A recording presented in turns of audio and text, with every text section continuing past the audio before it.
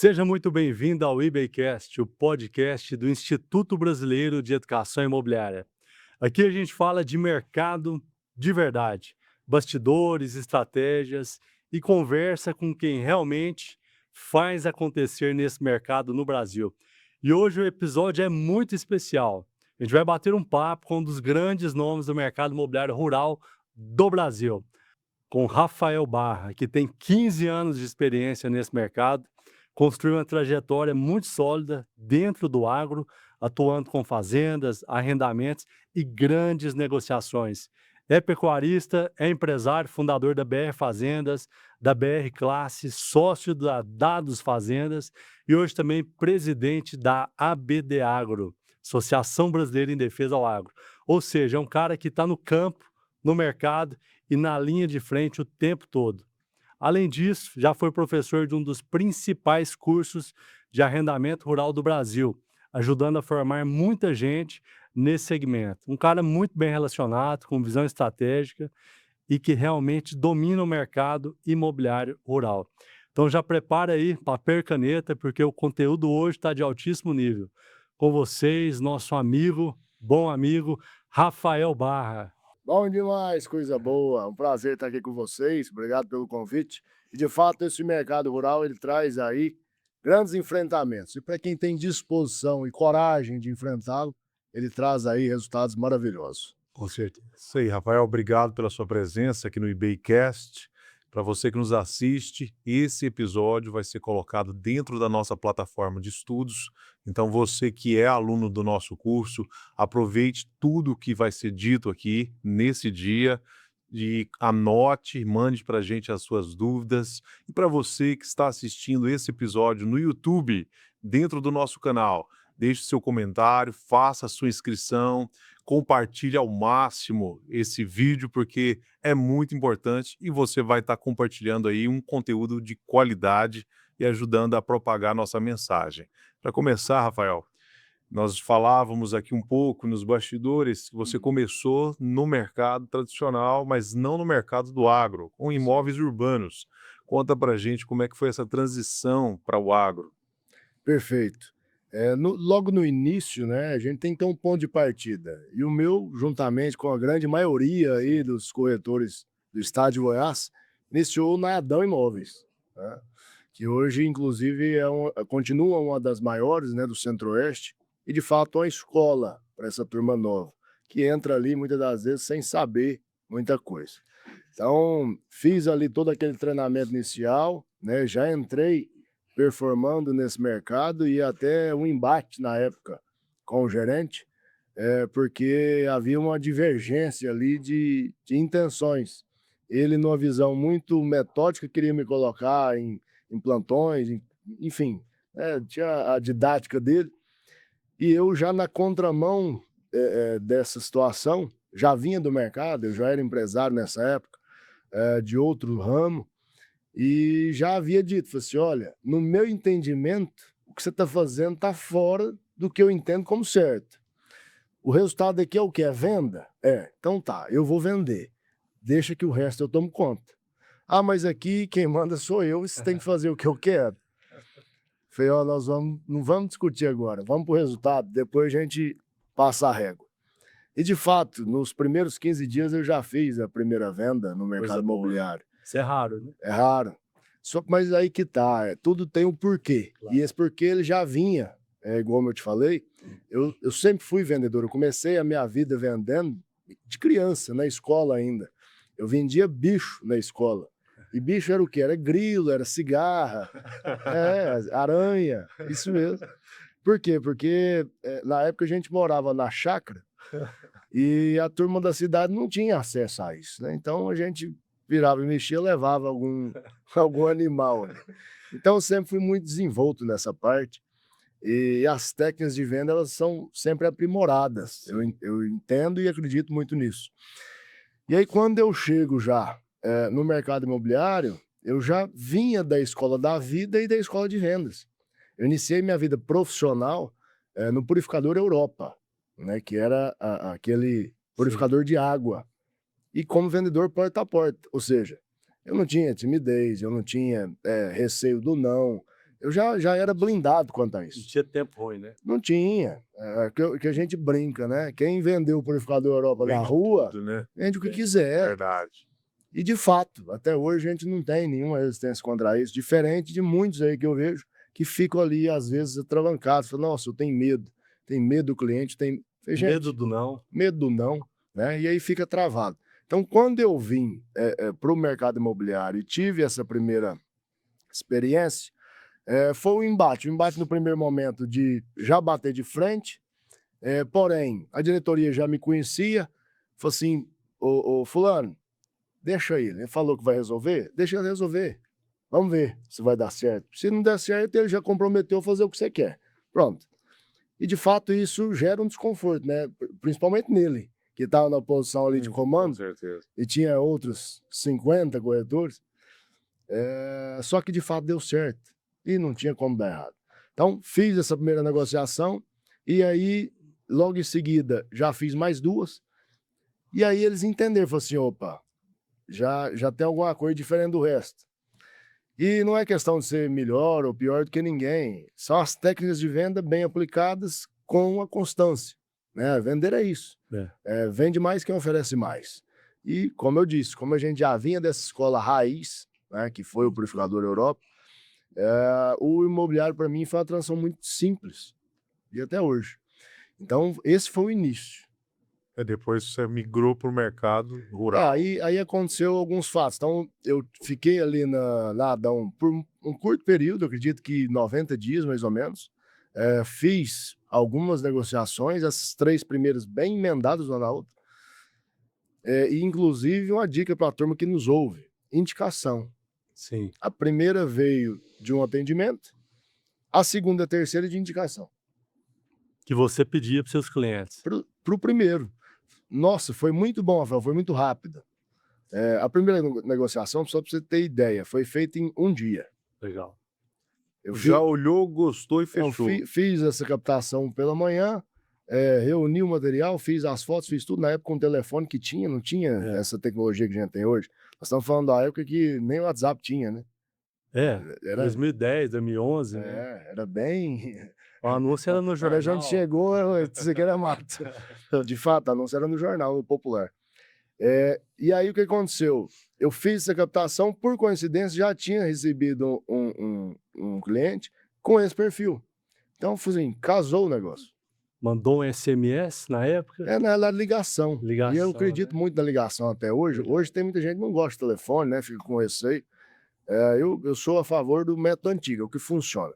O telefone e a mensagem, para mim, ele serve para uma coisa: para te dar notícia para encontrar. Né? Se a gente for lembrar lá atrás, o tempo dos nossos pais e avós, que o telefone ainda era de gancho, de rodar, né? Aí é antigo, hein? Era pra quê? Fulano, tudo bom? Você tá aí? Tá, tô indo aí. Fulano, tudo bom? Tá, preciso de uma reunião. Não tinha, não, vamos fechar. Uma coisa que eu aprendi na vida: você não assina contrato e não faz pagamento pelo telefone. Verdade. Né? Hoje faz pelo Pix, mas na época o nosso não fazia. A gente usava cheque, enfim. Então, assim, o que servia? Servia só para aproximar. Sim. E, de fato, a gente usa isso muito até hoje. Por quê? Porque hoje, tratando o mercado rural, que já a gente chega nele, são grandes propriedades, grandes valores. E, assim, não dá para fazer o que muita gente faz aí, às vezes, com lançamento de apartamento, etc. Sim. Né? É bem mais complexo, mas já a gente fala disso. Então, fiquei esse curto período na Adão. Em seguida, fui convidado para assumir uma gerência, justamente por essa performance que a gente já tinha demonstrado ao mercado. Já no mercado de alto padrão. Quando eu assumi isso, a gente entrou na parte de Alphaville, Jardins ali dos condomínios.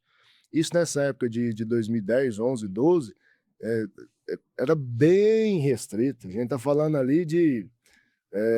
eram 212 imóveis captados, fizemos essa captação em 45 dias. Desses 212, a gente tinha 70% de lotes e o restante de casas. Hoje é totalmente ao contrário. Hoje você tem 95% de casas e 5% de terrenos, né? Porque já houve a consolidação. E na época muito complicado. Por quê? Porque era um novo mercado. O Alphaville Jardins ali hoje, que já é dentro da cidade, era distante. Sim. O Aldeia, então, era uma viagem. Era. Né? Então, era um novo mercado. Era um mar aberto, só que assim, distante. que era comum na época? Inclusive até hoje, né? Bueno, Oeste, Marista bem pouco, né? A gente, Quase não tinha na época. bem pouquinho. Era Bueno e Oeste como auge. Sim, E, de fato, as grandes construções que a gente tem no mercado goiano até hoje sim. se perpetuaram. Então, os grandes prédios aí da época, né, ficaram na história. E aí, a gente assumiu essa operação, fiz a construção de uma equipe especialista nesse mercado, treinamento e tudo mais. Eu sempre fui muito didático, sempre com a fala bem simples, então o pessoal costuma aprender muito fácil. Sim. E após isso a gente fez algumas negociações, tive um entrave com a parte da diretoria por falta, na época, claramente de um ponto ético e para mim de caráter, isso para mim é uma falta muito grave. Então nós rompemos por ali. Eu já estava estabelecido nesse mercado, foi dentro desse primeiro ano, e daí já voltei os olhos para o mercado rural. Por quê? Porque a gente já vem dessa criação rural. Hoje eu já sou a 4ª geração de pecuaristas da família, então eu sempre gostei muito, nós somos sempre criados na fazenda, etc. Então isso sempre me brilhou os olhos. Eu sempre vi meu avô negociando e comprando e vendendo fazendas, e na atuação mesmo, né, como pecuarista. Então isso sempre me chamou atenção. E aí, quando eu decidi fazer o primeiro negócio rural, foi também uma transição bem leve. Isso é uma coisa que eu quero deixar claro. Por quê? Porque muita gente olha hoje e fala assim, não, eu também quero, é muito fácil. E aí vem um porém. Nada é fácil, nada. Que seja urbano, que seja rural, enfim, comercial, nada.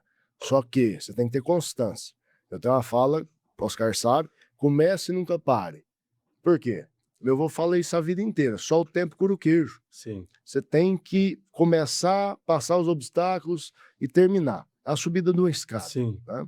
E no mercado não é diferente. Então, esse foi o início até chegar no rural. E aí você adentrou no mercado imobiliário rural ali por volta de 2013, 2014.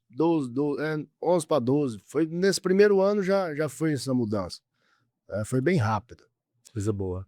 Quem quer hoje, que está nos assistindo aí, entrar nesse mercado, que conselho que você daria, que direção você daria? Você falou muito sobre constância, mas Sim. tem muita gente que está na cidade e não tem tanto relacionamento com o fazendeiro, com o pecuarista, mas tem vontade de trabalhar nesse mercado.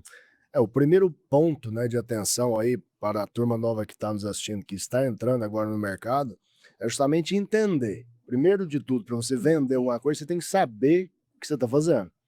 E no mercado rural, você tem vários documentos a mais do que a gente não tem no urbano. Então, o primeiro é o quê? Fazer um checklist, um apanhado do que é o rural. Porque, por exemplo, hoje, o que eu indico? Indico isso para todos, inclusive estava presente em todas as nossas palestras e cursos. Se quer mudar do urbano para o rural, faça a transição mais tranquila possível. E aí você vai conseguir isso na área limítrofe da sua cidade. Ou seja, as pequenas chácaras, sítios, fazendas ali no entorno. Por quê? Porque você não vai ter um grande deslocamento, você não vai ter um grande gasto, né? E ao mesmo tempo você conhece mais gente. Por quê? Porque é mais fácil você conseguir 10, 20 ou 30 propriedades pequenas em volta da cidade do que sair de Goiânia e ir para o Mato Grosso, por exemplo. Né? Onde a gente está falando uma viagem aí de uma pernada de 1.000 quilômetros, 1.200, 1.500, 2.000. para voltar. Mais 1.000 para voltar. No entorno da cidade, não. Hoje a gente está aqui no setor Bueno. Se a gente deslocar 20 quilômetros, a gente já mudou de município. Verdade. Entendeu? Então, assim, se a gente andar 10 quilômetros daqui onde a gente está, a gente já acessa a zona rural de Goiânia. Verdade. E aí você consegue, obviamente você vai ter que bater porteira, enfim, vai ter que dar seu jeito para começar a prospectar. Mas você já consegue. Então, assim, seria a mesma distância que você vai ter daqui do Bueno no Alphaville, por exemplo. Já consegue acessar ali alguma coisa nesse sentido. E o pessoal que quer entrar, muitas vezes, eles só estão olhando pelo valor da comissão. Sim. Quer dizer, se eu vender minha casa, minha vida, eu vou receber X, mas se eu vender uma fazenda, por menor que seja, eu vou receber 10X. Mas não é só por aí, né? Tem todo um contexto, até a linguagem, conhecer sobre fazenda, até a sua vestimenta que conecta com o cliente que tá ali vendendo a propriedade, né? Eu sou da moda antiga, eu só vendo aquilo que eu compraria. Então, acredito que grande parte do nosso público rural também é assim, porque vem daquela forma mais raiz, mais sertaneja mesmo de ser. Então, é muito comum a gente ver hoje a turma da cidade que chega ali com aquela calça apertada, aquele Sim. sapato sem meia e tal, que hoje virou até um estigma, né, da profissão, o corretor calça curta. E assim, tá tudo certo, quem gosta, fica à vontade e usa. Só que no rural não conecta.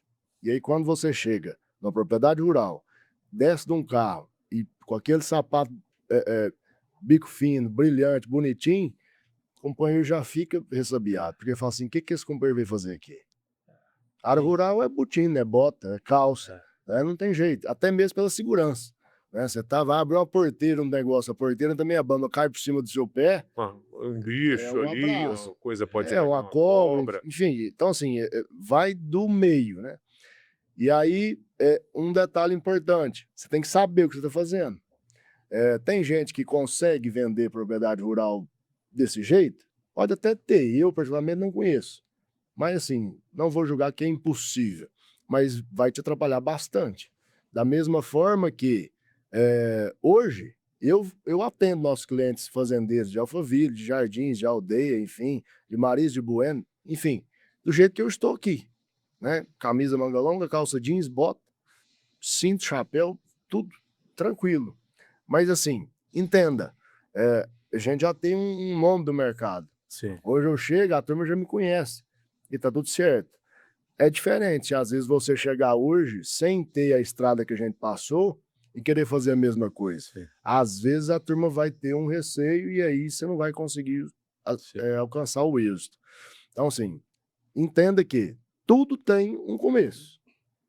Você pode começar? Pode. Comece da melhor forma, da forma Sim. mais fácil que vai te gerar uma conexão. Como é que é isso? A roupa simples, não precisa você estar muito invocado. É simples, uma calça jeans, uma bota, uma botina, uma camisa, que você se sinta confortável, porque na roça tudo é longe. Você vai ter que fazer uma caminhada para você andar as divisas, né? Você vai ter que montar a cavalo, enfim. Então você tem que entender o meio. Você não está ali para ser bonito ou nada, você está ali para fazer negócio. Então tem esse Uma porém. coisa que eu vejo também é que o mercado, como um todo, está se modernizando muito, né, Rafael?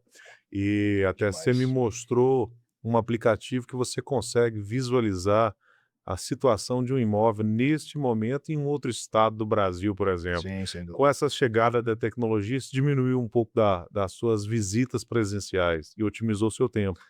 A gente ganha muito tempo, né? Quando a gente começou, demorava em torno de um dia para fazer um início de uma due diligence, que é uma diligência sobre os documentos do área. Sim.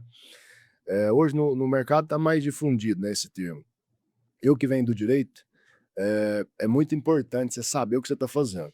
E na propriedade rural, você tem um risco que no urbano você não tem, Sim. que é o risco de se tornar criminoso por um ato que você não praticou. Aí você vai me perguntar, como? Por quê? E eu vou te falar. Na área rural, a gente tem o passivo ambiental. E esse passivo ambiental, ele permanece com a terra, independente de quem é o dono.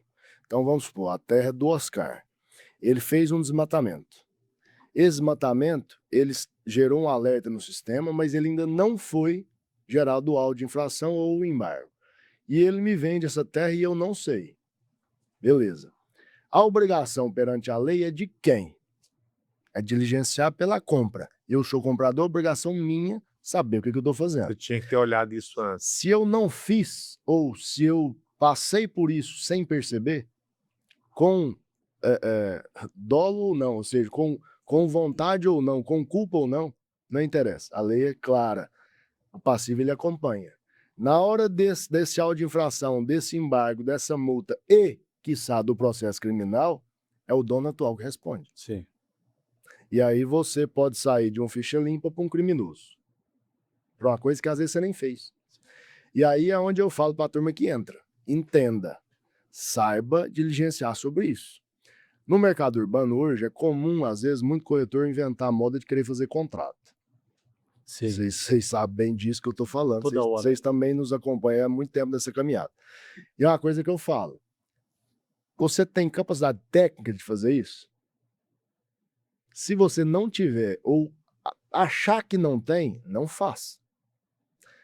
O advogado e o corretor são as duas profissões mais baratas que eu vejo hoje no mercado. Por Sim. quê? Porque eles te dão segurança. Um bom negócio te traz bons lucros, um mau negócio te traz um prejuízo imenso, inclusive o risco criminal. Então, tem uma equipe bem formada, tem um jurídico de capacidade, tem um jurídico que vai entender os pormenores do seu negócio e vai te ajudar nisso. E aí vem o detalhe, na época, para você reunir todos os documentos da fazenda, nós estamos falando aí de mais ou menos de 10 a 12 documentos diferentes, em lugares diferentes, com acessos diferentes, e que não se interligam, até hoje, inclusive. Então, assim, você imagina, se a fazenda tem um problema, vou olhar no sistema federal. Não. Mas no sistema estadual? Não, no sistema estadual tem. Mas por que lá numa ponta? Eles não são interligados. E esse é um dos problemas do Brasil. Nós temos um país de características continentais, um tamanho, uma imensidão, e, infelizmente, uma burocracia. E essa burocracia ela nunca, jamais vai ser em benefício da população. Tá? É sempre para atrapalhar. E esse, inclusive, é um dos pontos que a gente bate todos os dias no governo e no desgoverno. Por quê? O que a gente quer? A gente quer trabalhar sem ser atrapalhado. Produzir de verdade. Sim. Esse é o que o brasileiro quer e precisa. Se o governo só se abster de atrapalhar, ele já ajuda demais. Mas, infelizmente, parece que tem uma máfia, né, Sim, com contra a certeza. população. Com Fala assim, certeza. vamos ver se a gente consegue todo dia atrapalhar mais um pouquinho. Sim. E aí a gente vem nessa bagunça que a gente vive hoje. Então, voltando ao que você falou, isso era uma dor nossa, né, enquanto imobiliária rural, de conseguir fazer o início de um ADUI de uma forma mais assertiva possível e trazer esses dados na palma da mão. E aí nós construímos uma plataforma, que é o Dados Fazenda.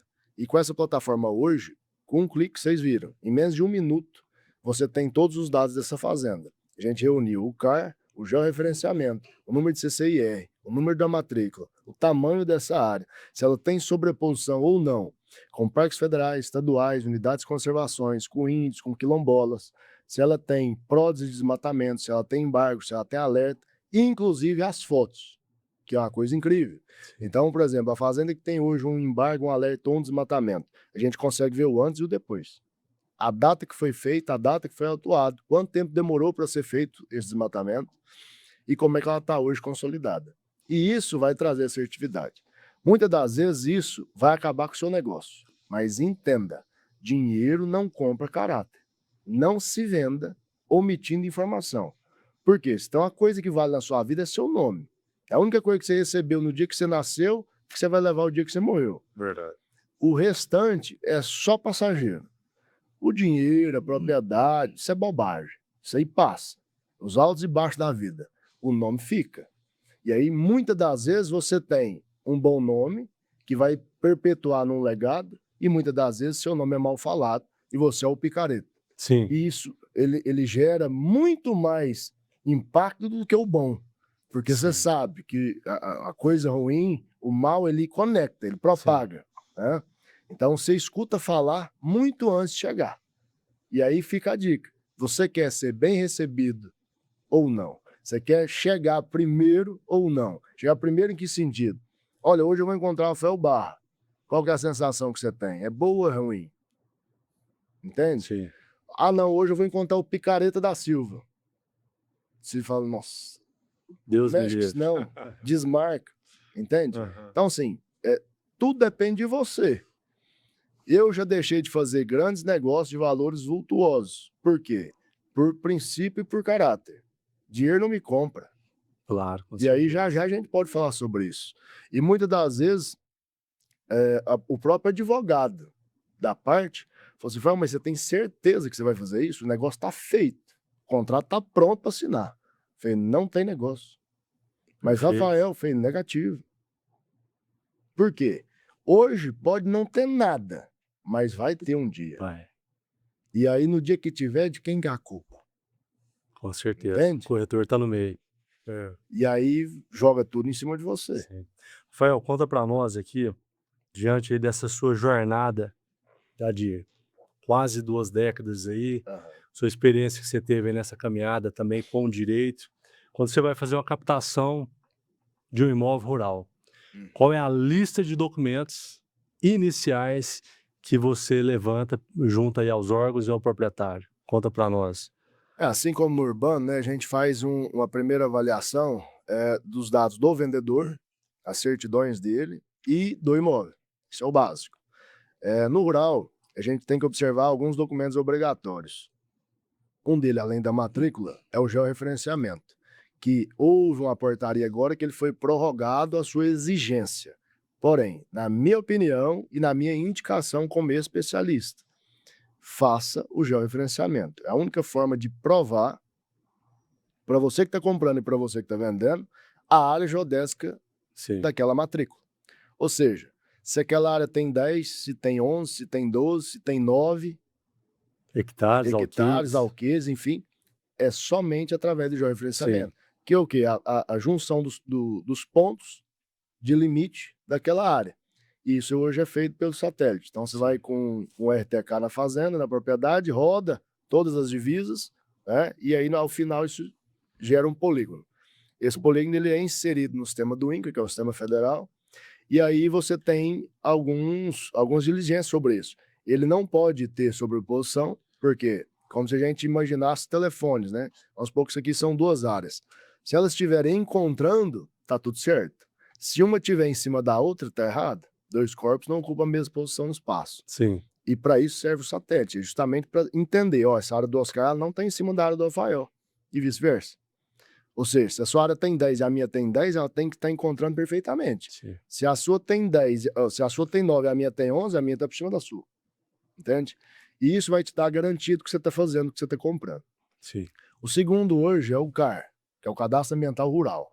Isso serve para quê? Para te dar as características ambientais da sua área. Até então ele era declaratório. Você, como proprietário, entrava no sistema, você, seu advogado, seu contador, Fazia uma e isso foi declaração. um erro, Sim.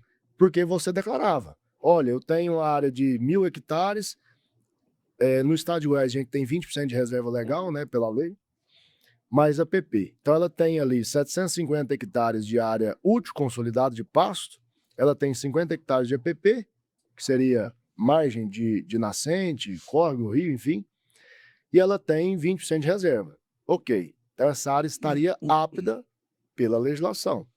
Você declarou. Quem faz o contraponto? O governo. Até então, esse CAR ele era federal. Agora, ele já passou a ser estadual. E aí vem o primeiro problema. Está sendo feita uma análise, inclusive por inteligência artificial. Ontem eu estive com o governador do estado de Goiás e ele afirmou que fez um contrato com o Google para um lançamento da plataforma do SIGCAR, né, que é o CAR estadual, para fazer essa análise por inteligência artificial. Isso vai melhorar? Vai, porque a velocidade ela aumenta. O sistema já vai estar pré-programado para, olha, o estado de Goiás é 20% de reserva, mais a PP. Analisa esse mapa e entenda o que é vegetação, o que é área consolidada, o que é hidrografia. Faça aqui o cálculo. Tá dentro? Tá. Beleza, seu CAR está aprovado. Tá fora? Tá. Seu CAR está negado. Entendi. Hoje, isso demora 1 ano para ser feito. E é um absurdo.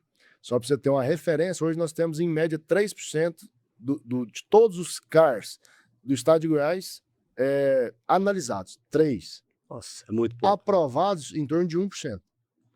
É Todo o nada, resto né? está em análise. Entendi. E aí, como ele trouxe do federal para o estadual, e agora implantando essa tecnologia, que eu acredito daqui para o ano que vem ainda, para ser colocada a pleno vapor, a gente vai ter uma velocidade maior. Entendi. E aí volta lá atrás onde eu falei do ambiental. É ali que você vai ter um primeiro caminho de que essa propriedade está, entre aspas, segura. Sim.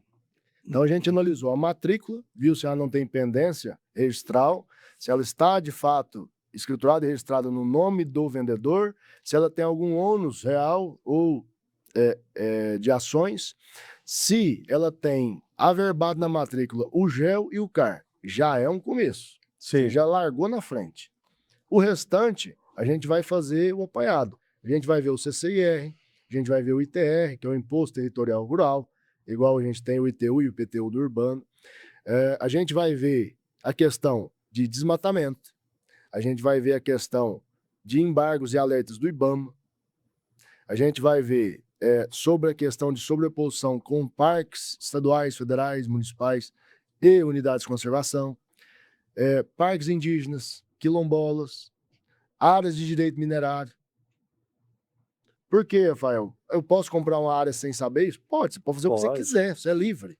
Até então, não é? Agora, vai de você e do seu jurídico aprovar essa negociação, sabendo de fato o que você está fazendo, para depois você não comprar gato por lebre. Sim. Então, esse é o início. Sim. Eu friso muito essa questão da documentação. Dentro da minha jornada no mercado imobiliário, de muitos anos, uma parte desse meu período eu tive uma experiência no meio rural. E eu fiquei impressionado com a quantidade de pessoas que se dizem corretores do meio rural, que não têm o mínimo de noção do básico, da documentação, e às vezes nunca ouviram falar na due diligência. Sim. Você chega num corretor rural aí do interior e fala, não, você já fez a due diligência? Ele nunca ouviu o rumo dessa palavra, né? E é um negócio muito sério. E eu vejo aí correntes de corretores, até um dia você usou um termo que eu achei interessante, tipo corrente de caranguejo, né? Corda de caranguejo. Corda de caranguejo. Um corretor pega ali uma informação na fazenda, passa para outro, fazenda de 100 milhões. O pessoal fica louco para morder uma beiradinha, né? E aí sai passando essa fazenda para um, para outro, para outro, para outro, para outro. De repente, tem uma corrente de 15 pessoas. Sim. O pessoal também chama de corretor de sofá. É. Fica ali só passando informação nos grupos e tal. Aí quando eu estava ali buscando algumas propriedades para alguns clientes meus específicos, falava assim, você tá direto? Não, é o fulano de tal. Eu falei, deixa eu falar com o fulano de tal. Não, mas o fulano de tal tá com um primo dele que tem contato com o ciclano de tal, que é o peão da fazenda. que é o peão da fazenda. Eu falei, vamos lá, vamos falar com tal pessoa. Faz uma videochamada. Sim. Não precisa nem passar o telefone, faz uma vídeo. Aí fala com o peão, fala, não, o contato é do veterinário Isso. que é conhecido do gerente. Eu falei, vamos falar. Amarrando ali o máximo de informação necessária para não queimar com o meu comprador. Lógico. Cliente sério, graduado, agrônomo, especialista ali em direito agrário, sabe o que está comprando. Sem dúvida. Pô, Oscar, filtra para mim não perder tempo. Eu já não gosto de corretor. Estou te dando atenção aqui porque você tem conhecimento, você sabe um pouco mais o que está fazendo, mas filtra, não manda nada para mim sem fazer essa due diligência. E até a gente conseguir chegar na fonte, às vezes o negócio já perdeu tanto tempo, já desgastou. Então eu vejo muita dificuldade de ter sucesso no mercado rural. Demais. E eu vejo assim uma grande necessidade da gente fazer parcerias com pessoas que têm exclusividade. Sem dúvida. Hoje tem muito pouca exclusividade. Por falta de profissionalismo, falta de competência dos profissionais e também por insegurança de vários proprietários. Eles não querem ficar amarrados com pessoas aí que estão aí trabalhando de qualquer forma, né? E eles querem ter liberdade também de fazer as suas negociações. Sim. Então eu vejo você em alguns momentos, né? Você bater na tecla de exclusividade. Sim. Já viu alguns vídeos, ó, essa terra aqui, uma terra especial, preço, logística, hidrografia, solo, e está conosco em exclusividade. Sem dúvida. Fala para nós aqui da importância da exclusividade e das parcerias bem feitas. O que um corretor faz? Ele vende informação, porque quem vende o imóvel é o dono. Se você não tem as informações, você vai vender o quê? Nada. Sim. Se eu te falo, Oscar, venda para mim esse telefone, tá aqui o telefone. Você vai falar o quê? Eu preciso saber os detalhes. Ah, então esse telefone é assim, assim, assado, tem tanto de memória, isso, aquilo, tal, tal, tal. É o único dono, tem nota, tem isso, tal. Beleza. Ó, então você vai deixar aqui que eu vou vender. Ah, não, mas eu vou deixar pro Zé, pro Ciclano, pro Beltrano. E aí? Aí cada um tira uma foto, cada um põe um preço, cada um... Não faz sentido nenhum um negócio desse. Então, o mercado rural, a gente traz muito da aviação para ele. A aviação, ela funciona isso há mais de 5 décadas. Nesse formato, que é o formato de exclusividade e também o formato off-market. Que é o quê? Que é fora de mercado. E aí muita gente vai ouvir e vai falar assim, Rafael, mas como é que você vai dar publicidade num negócio desse? Eu te trago um dado. As grandes negociações hoje, ela não acontece no OLX, no portal, Sim. no Facebook. Isso é bobagem. Não adianta você ter ali uma página de anúncios, e como se fosse aquele anúncio de jornal de mercado, desculpa, jornal de supermercado, né? Que você tem ali, tal coisa tanto, tal coisa tanto. Isso não funciona. Não é um classificado. Não é um classificado de jornalzinho de padaria, Sim. de supermercado. Para os grandes negócios, você tem que ter a exatidão da informação e a exclusividade com quem é o proprietário. Por quê? Na exclusividade, você vai alinhar a expectativa. Você vai fazer esse primeiro acerto de informações e documentos para entender de fato, assim, isso aqui está apto a ser vendido? Tá. Eu posso vender isso aqui para uma pessoa politicamente exposta? Eu posso vender isso para uma multinacional? Eu posso vender isso para um fundo? Posso vender isso para um banco? Se você responder que pode, beleza, já passou no compliance. Sim. Agora ele fala assim, posso vender isso para... Não pode, porque ela tem um problema. E aí você já corta metade do seu trabalho, porque você fala assim, para que você vai gastar tempo e dinheiro com uma coisa que não tem fundamento? Não tem sentido. E o que eu vejo hoje? Muita gente trabalhando de forma errada, Sim. gastando tempo, dinheiro e cartucho. Cartucho no sentido de que, às vezes, ele até conheceu uma pessoa com potencial de compra através de alguma coisa que ele fez na Sim. vida, mas ele não sabe usar esse relacionamento. E ele vai ofertar tudo para aquela pessoa. E aí ele vai queimando esse cartucho. E quando ele vê, ele perdeu aquele contato. Por quê? O nome e a credibilidade, ou você tem ou você não tem. Sim. E você tem que saber usá-lo. Por quê?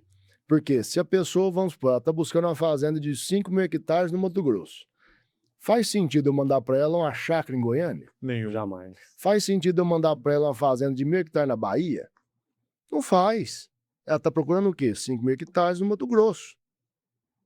Então, assim, se abstenha a fazer o que você foi contratado para fazer. Fala, mas e aí? Beleza, eu fiz uma exclusividade, consegui fazer o negócio, tudo mais, e eu vou fazer o que com isso? E aí você tem que entender a outra ponta. Para você estar dentro de um meio desse, de grandes propriedades, você já tem que ter uma história. Você não vai chegar aqui hoje e falar assim, eu acabei de entrar no mercado e vou vender uma fazenda de 10.000 alqueires. Sim. Pode acontecer? Pode. Vai ser exceção. Sim. O comum é você construir a sua estrada e aí volta lá atrás onde nós falamos. É a subida numa escada. E entenda, isso é normal. E vou te falar mais. Tenho grandes amigos que optaram por seguir o mercado rural de giro, que são chácaras e sítios, e estão muito bem. Sim. Por quê? Porque é nicho. Assim como o urbano, você vai se limitar aqui, às vezes, a 1, 2, 3 bairros, ou algumas localidades, ou os condomínios, enfim, no rural é a mesma coisa. Esses amigos, inclusive, eles delimitaram, falaram assim, eu sou especialista em chácaras e sítios. E tá Na tudo minha certo. região, tá tudo certo. E tá tudo certo. É um trabalho com muito mais volume? É. Se eu ligar para ele aqui, agora eu tenho certeza que ele tá na estrada, tá no sítio, na chácara. Mas tá fazendo negócio. Sim. E tem outros que é onde a gente atua hoje com especialidade, que são os grandes negócios. Então, são negócios aí a partir de 50 milhões de reais. E aí, tudo, como eu falei, tudo é nicho, tudo é especialidade. Rafael, se eu trouxer para você aqui um imóvel de menor valor, tem algum problema? Problema nenhum. Só que eu vou ter a coragem, o discernimento de falar, olha, no momento hoje, isso aqui não casa com nenhum interesse de cliente nosso ativo. No momento, eu vou te agradecer e nós não vamos proceder com essa exclusividade. E pode acontecer, igual já aconteceu, a pessoa traz esse imóvel, você já me atende nas grandes propriedades, e eu recebi isso aqui no herança, numa partilha e tudo mais, você consegue dar saída? E por coincidência a gente tem um ativo aqui, fala assim, eu quero alguma coisa nessa região desse jeito. E pode casar. Sim. Só que tenha foco, não adianta você querer abraçar o mundo. Isso é bobagem. Inclusive uma das maiores bobagens que a gente vê no mercado. Seja imobiliário, seja, enfim, qualquer que seja. Você tem que ter o rumo, o foco. É o nicho. Seu nicho é esse, você estabeleceu nele, continua. Vai ter certos momentos que vai dar muito certo, vai dar tudo bem. Vão ter outros momentos que vem momentos de crise, como esse nós estamos passando agora. O agro está em crise. Muitos de vocês já devem ter ouvido falar isso. Sim. E aí a gente vai analisar e entende que O ciclo, ele acontece há centenas de anos. Só que ele vem se encurtando Sim. e se aumentando. Se cercando ali, que está diminuindo o tempo, só que está aumentando o tamanho desse ciclo. A potência dele. E aí o que eu quero dizer? No mercado hoje a gente tem dois polos. O mercado de pecuária com alta da arroba, inclusive histórica, e a gente tem agricultura em um momento de baixa. Crise de estresse hídrico, um El Ninho chegando agora esse ano, já sendo anunciado, valor de commodity baixo. Estamos falando da soja aqui no estado de Goiás de R$110. Eu vim de soja de 185 na época da alta histórica. Chegou a quase 200, né? 210 no Porto. Né? O pessoal tinha expectativa de Isso. chegar em 250. Isso. Por quê? Porque o mercado ele é de sensação. Sim. E aí, quando você está em alta, você olha para o para-brisa, né, que é muito maior do que o retrovisor, fala assim, agora vai, agora vai, agora vai. E a sensação. E lógico, na época, compondo também com um governo mais à direita, que deixava a gente mais tranquilo para trabalhar, e você via que o negócio vai rompendo.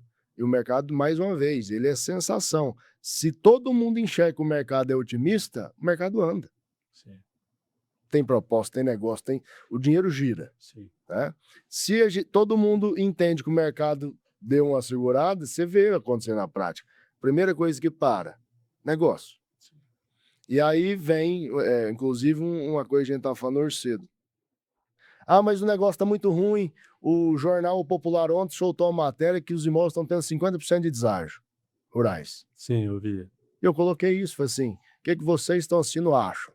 Por quê? Porque como a nossa audiência é nível Brasil, hoje a gente tem ali em torno de 12 milhões de impressões ali orgânicas por mês nas redes. Então a gente alcança o Brasil inteiro de norte a sul. Falei assim, deixa para mim aqui, a sua região, o que você está achando? Está acontecendo o que aí? Hoje a gente tem esse apanhado. Claro. E aí muita gente fala assim, Fael, da minha região continua tendo negócio mesmo preço. Fael, da minha região já baixou de fato 30%, 40%, 50% e não tem negócio. E aí você vê a pluralidade de negócios. O Brasil é continental. Do mesmo jeito que o Mato Grosso pode estar muito bom, o Rio Grande do Sul pode estar muito ruim. Sim. E vice-versa. Né? E aí, às vezes, uma reportagem dessa chega e solta uma bomba no mercado e termina de bagunçar. Então a gente tem que ter discernimento. E eu sempre falo, existem 3 valores para o imóvel. Aquele que você pede, aquele que vale e aquele que vende. E você tem que ser crítico e estudar ao ponto de saber discernir e explicar isso para o dono. Qual que é a sua expectativa de venda? Eu sempre pergunto. Qual que é a sua expectativa de valor? Ah, Rafael, eu quero R$500 mil no alqueire de chão. De onde você tirou esse valor? Ah, porque eu escutei falar que o amigo do vizinho vendeu. Entendi. Como é que era a terra dele? Era igual à sua? E aí vem um detalhe. Fazendas podem ser vizinhas e ter terras diferentes. Com certeza. Inclusive, é prático. Dependendo do corte de água, de um córrego, um ribeirão ou um rio, de um lado é de um jeito, do outro é de outro. Sim. Isso é comum. E aí, quando você ouve uma situação dessa, meu vizinho, fulano, daqui 5 quilômetros, beleza. Vamos fazer um apanhado de área para área, vamos ver se pelo menos parece. E muitas vezes não parece. E aí você tem que ter a coragem, em primeiro momento, de falar a verdade. Por quê? Muita gente faz o contrário, escuta o que quer. Ah, eu quero 500. Não, beleza. Ixi, eu acho que tá até barato, vende por 600. Não vende nada, não vende nem pelos 500. Né? Só que não tem a coragem. E aí vai colocar na prateleira e você vai ver. Isso aí vai ficar 1 ano, 2, 3, 4. Eu já vi imóveis com 12 anos de anunciado. Que é isso? Eu acredito. Faz sentido? E aí, com o passar do tempo, esse imóvel ele acaba chegando no preço que a pessoa quer. O Oscar fala muito disso. Sim. Mas não necessariamente porque ele achou um comprador, porque o que vale um Colocou no milhão preço. hoje, ele daqui 3, 4 anos, ele... E aí vem uma reflexão também muito, muito boa, que a gente tem que ser crítico e fazer, que o Brasil tem grandes problemas, né, estruturais, governamentais, enfim, políticos. Porém, a gente tem que pegar esse limão e fazer uma caipirinha, como diz meu avô Lineu. E um deles é o quê? É ter o discernimento de ouvir a proposta. Proposta nenhuma é indecorosa, desde que ela seja firme. Eu quero 100 mil reais nesse telefone, vale?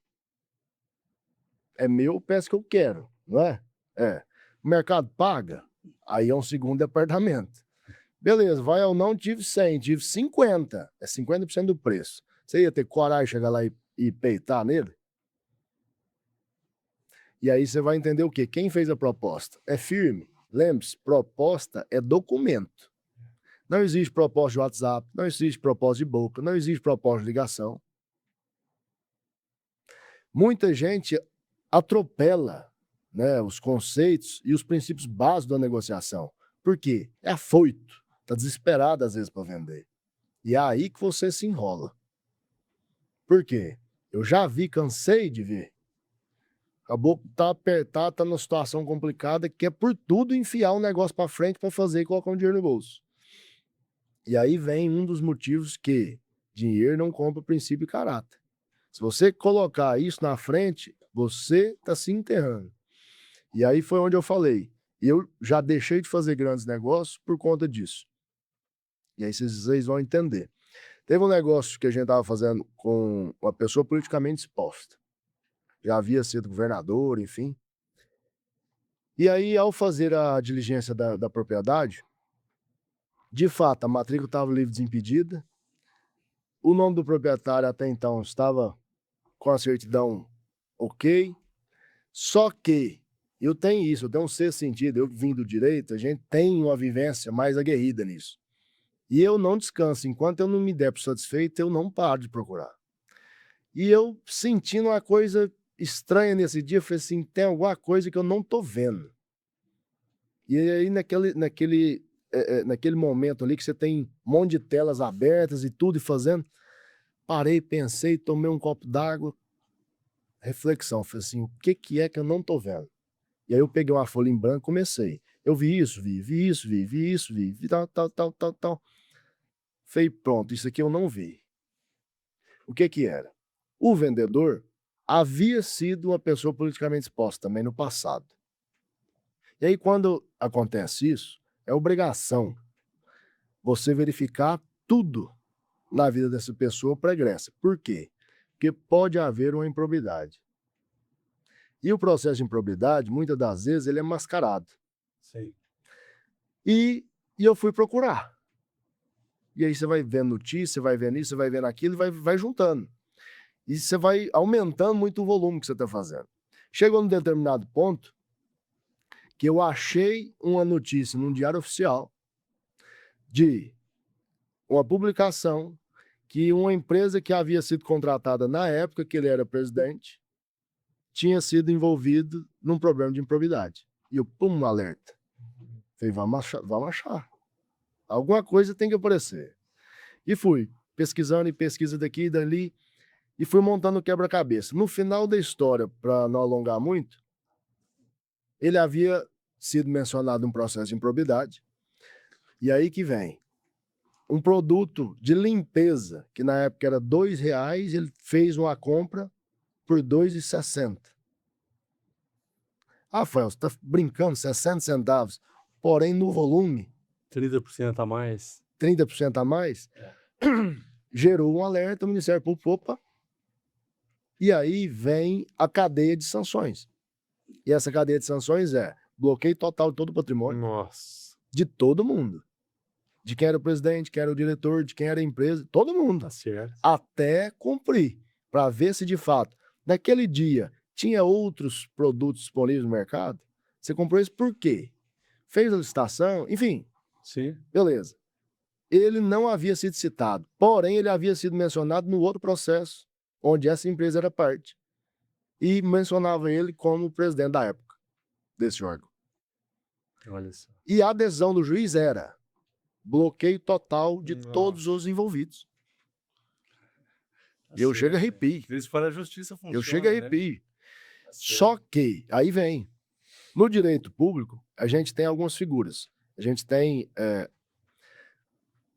para traduzir para a turma, o mais forte e o mais fraco. Quem era o mais forte nesse caso? Era a empresa. Capital multimilionário, capital social, enfim, em vista do presidente da entidade. E a empresa, por não poder parar suas atividades, já tinha disponibilizado como garantia um imóvel para pagamento desse suposto ato de improbidade. Beleza. Com isso, teoricamente, quando chegasse a citação até ele, e ele fosse intimado dessa ação, e fosse chamado à ordem para se manifestar, o jurídico dele poderia alegar isso. Fosse, olha, já houve aqui uma garantia, né? Então, teoricamente, eu não preciso dar mais garantia. Libera meus bens. Poderia? Poderia. Mas não fez. Mas poderia também chegar lá na frente e o juiz que fosse interpretar aquilo fosse assim, negativo, eu quero tudo. E aí eu te pergunto, nesse ponto, o contrato pronto, nós estamos falando de 24 horas antecedentes à assinatura de um contrato desse. Você teria coragem de chegar pro comprador e explicar isso? Sim. Pensa comigo, o comprador, pessoa publicamente exposta, o vendedor já havia sido. Sim, tem que Um avisar. imóvel livre e desimpedido no meio, e aí você sabe de tudo isso que eu estou te contando agora.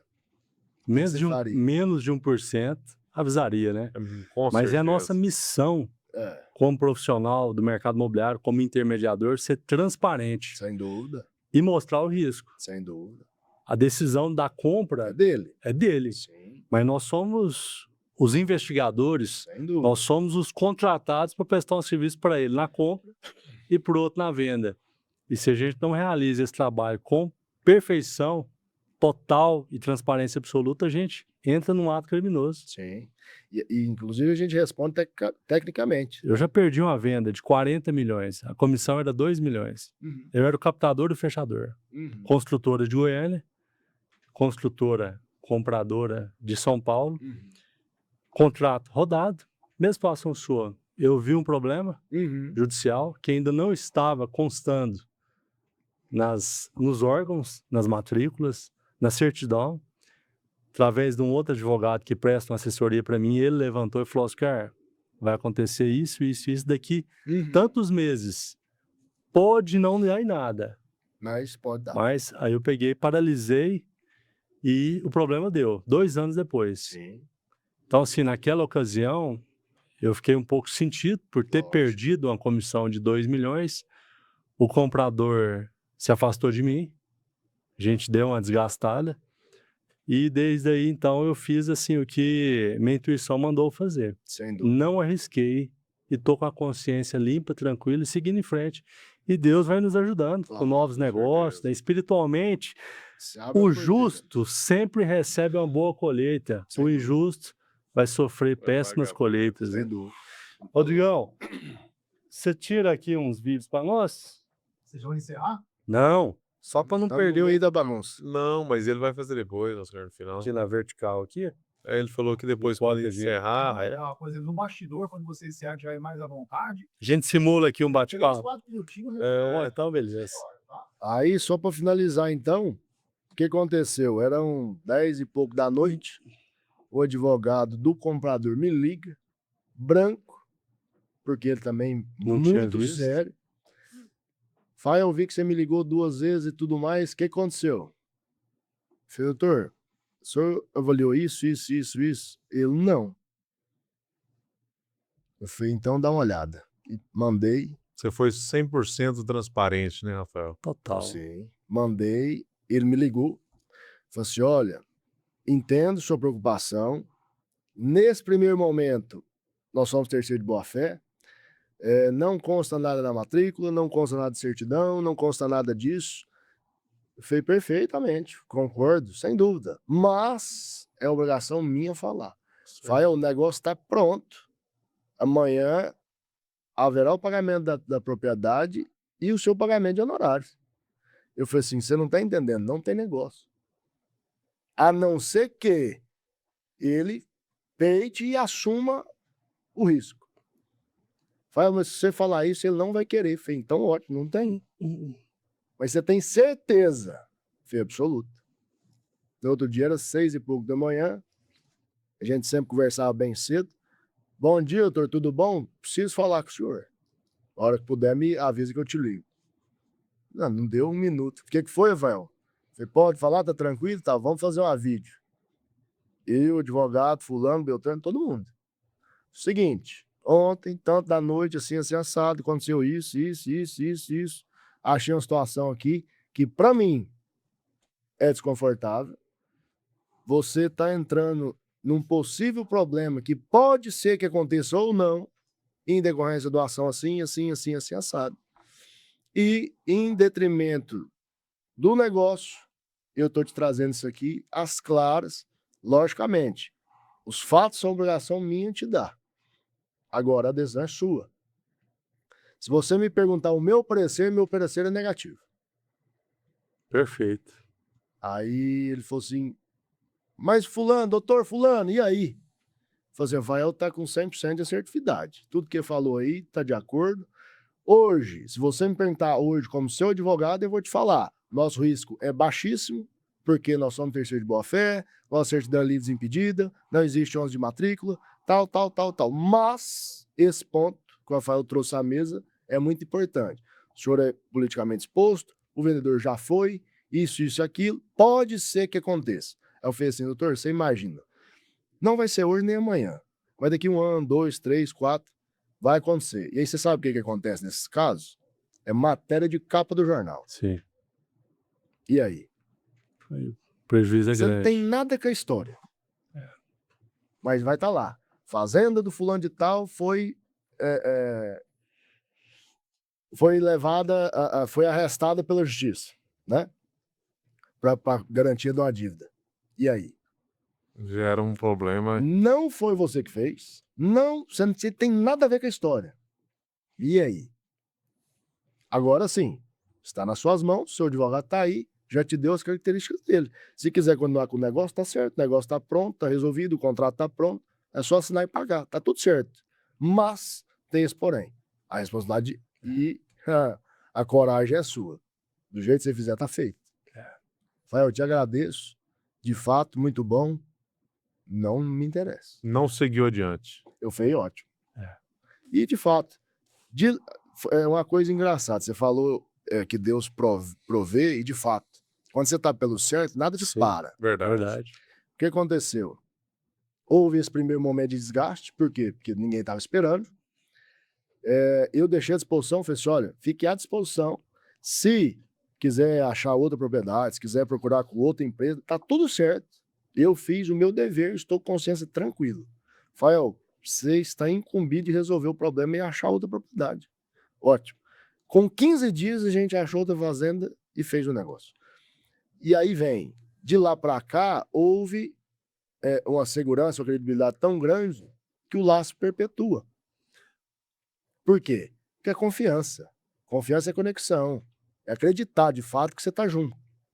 Por quê? Porque quando tudo dá certo, é fácil mais bater palma. Sim. Agora, quando o mundo tá caindo, E um negócio puxa o outro, né? é lógico, Ou pro bom ou pro pronto, ruim. sem dúvida. Exato. Então, assim, de lá para cá já houveram aí várias situações de indicação, Aham, sim. de outros negócios, enfim. Então, assim, você vê que estando pelo certo, você nunca perde. Sim. Esse foi um dos casos. A gente pode parar para contar aqui. Ixi, Rafael, e quem está começando nesse mercado, uma coisa que é muito polêmica é a questão do valor de comissão.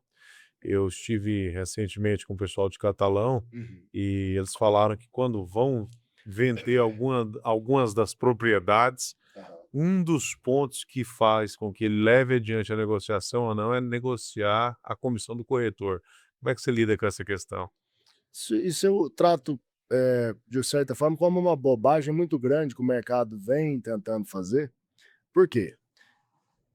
Os honorários decorrentes de uma negociação imobiliária, assim como da ação judicial, enfim, eles são devidos ao profissional. Se o profissional aceita receber menos do que ele merece, do que é estipulado, por simplesmente uma barganha sem sentido, para mim, ele já está errado. Mas, enfim, cada um faz o que quer. Hoje, na BR Fazendas, nossos honorários são fixados em 5%.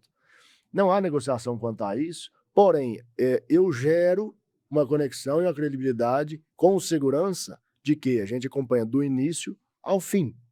Então, vai desde a prospecção até a assinatura da escritura. Isso transforma o negócio. Por quê? Porque tem muito dito corretor aí que quer saber do quê? Quer saber do dinheiro no bolso dele. Exato. Sim. O cliente que Se fique vira. para lá, se vire. E não funciona assim, porque muitas das vezes a gente vê, isso é comum. Hoje você tem um giro em torno de duas casas, de duas moradias por pessoa. Então, por exemplo, uma pessoa vai comprar, às vezes, 2 casas na vida. Uhum. Ele não tem a noção, a vivência desse trâmite, né? E nada mais justo que você, que é um especialista, ou pelo menos deveria ser, acompanhar isso.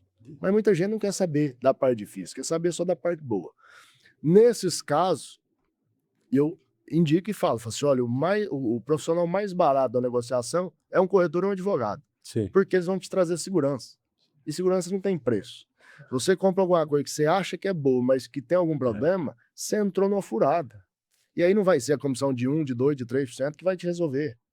Boa. Entendeu? Você O falou, prejuízo é muito maior. você falou um negócio interessante aí, que o profissional mais barato da negociação é o corretor e advogado. Eu acho que é o advogado. Porque o corretor é 5%, né? Às vezes você contrata um advogado para te dar uma assessoria por R$ 1.000, Sim. por um salário mínimo. E eu já vi muito corretor aí ao longo dos anos bater no peito e dizer toda negociação deveria ser obrigatório ter um corretor de imóveis participando. Eu sou a favor de que toda negociação imobiliária tenha um advogado Sim. para realizar o contrato. Muitos problemas, muitas discussões Serão evitados. seriam evitados. Sim. Então, acho que é fundamental que o corretor se coloque na sua posição de intermediador das negociações, não se aventure aí a fazer minutas, fazer cláusulas, né? Inventar cláusula Inventar que não existe. cláusulas, buscar o chat GPT, É, o Gemini agora, né? Fazer aí um novo contrato, isso é uma bobagem. tentar inventar a roda.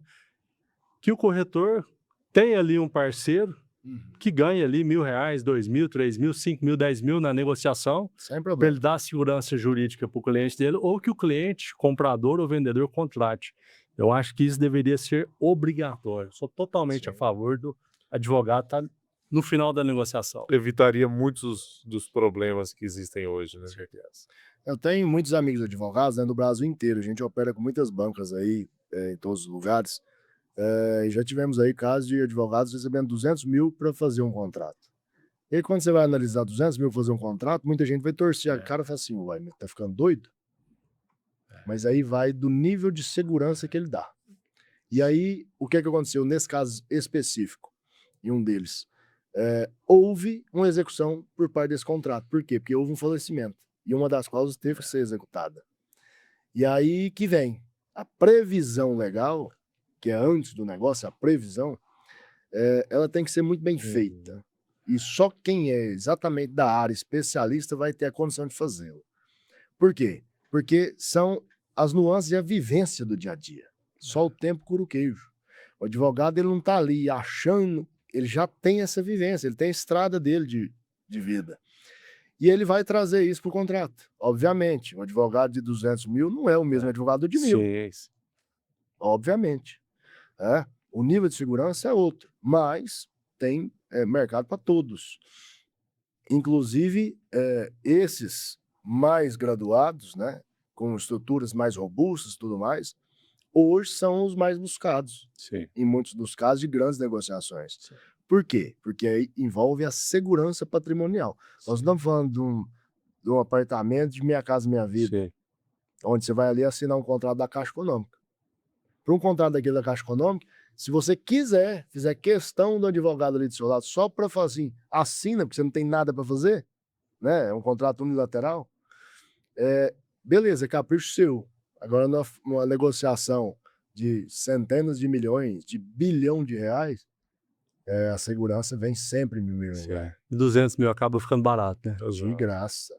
É verdade. Nesse caso, por exemplo, É. se não houvesse a previsão contratual, a gente demandaria por uma ação ordinária.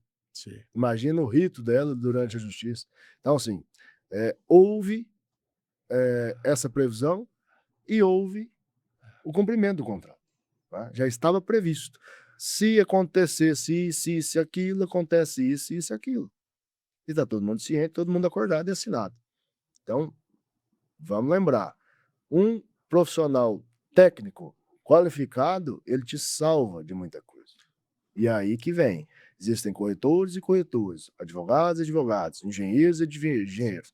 Isso em todos os mercados. No nosso que é técnico, a gente fala, Oscar, que antigamente, quando houve a criação, né, da profissão de corretor de imóveis, o que acontecia? Era simplesmente unir as partes. Sim. Foi o início. Tá? Por quê? Porque na época tinha uma coisa que hoje vem se acabando, e eu venho batendo nisso há anos, Verdade. que são os homens de palavra.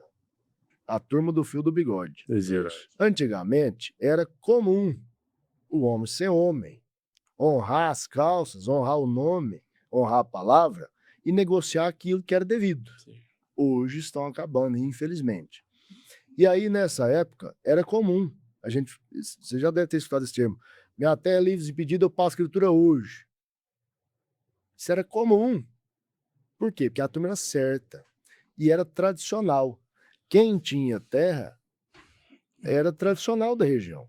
Sim, sim, não. Sim, sim. E outra, todo mundo se conhecia. Sim. Não tinha o que a gente tem hoje, que é essa divisão de terras pequenas, de chagas, de tudo mais envolvido. Antigamente, era comum você chegar na região, assim, quem que tem 1000 boi para vender? É o fulano, beltrano, ciclano. Hoje, para você juntar 1000 bois, você tem que juntar umas 10 ou 15 propriedades, muitas das vezes, ir no leilão 2, 3 vezes a semana. Também é difícil, porque são propriedades menores. Antigamente, não, era comum você vender uma bucha de 1000, 2000, 5000 bois numa lapada. E aí, o que existia nessa época? Olha, o Oscar quer comprar uma fazenda. Você tem a fazenda? Tem. Posso mostrar a sua fazenda? Pode. Como é que é o negócio? Eu quero tanto, faço a escritura no cartório na hora. Recebo e faço. Ah, mas se eu precisar de um prazo? Não, o Oscar tem não bom na praça, eu dou um prazo para ele. Era no fio do bigode. Na hora que ele terminar de pagar a escritura. E isso veio perpetuando. Houve um rompante ali da turma desvirtuando, né? Houve a turma que permanece até hoje, graças a Deus, e a gente vem resgatando isso. Só que houve a mudança da legislação, a mudança documental, o que não havia nessa época. Sim. Então, por exemplo, eu já peguei a escritura que ela era medida na corrente, É interessante. medida na corda. E aí, quando foi fazer o georreferenciamento, teve um problema tremendo. Uma fazenda grande, ela teve uma diminuição do seu tamanho quando foi fazer o gel de 300 alqueires. Nossa. Você imagina você falar para o dono, que é o dono dela a vida inteira, né, que veio do avô, que passou para o pai, que a terra dele perdeu 300 alqueires. Quase 1.500 hectares. Ele arrancou do revólver e falou assim, vamos ali naqueles vizinhos que hoje nós vamos acertar as contas. Por quê? Na cabeça dele falou assim, alguém me roubou. Mas não era, porque a medição ela era falha. E aí você tem que explicar, às vezes, para um senhor de idade que nunca viu um satélite aberto na vida, falou assim, vem cá, sua divisa é essa? É. Sua divisa é essa? É. Sua divisa é. Então tá, sua terra está aqui dentro. Não houve mudança.